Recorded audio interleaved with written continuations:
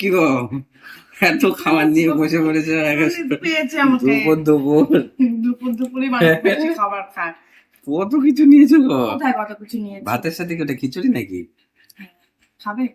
এটা হচ্ছে মুড়ি ঘন্ট। বাজে কথা বলে খিচুড়ি। এই যে আমি ভাবলাম খিচুড়ি নিয়ে এই বসে দেখো পড়েছো। মাছের মুড়ো ওরে বাপ রে বাপ। দিয়ে হচ্ছে মুড়ি ঘন্ট, মুড়ো ঘন্ট, মুড়ি ঘন্ট না, মুড়ো ঘন্ট, আমি ভাবলাম সেই চানাচুর মুড়ির সেই মুড়ির ঘন্ট মনে হয়।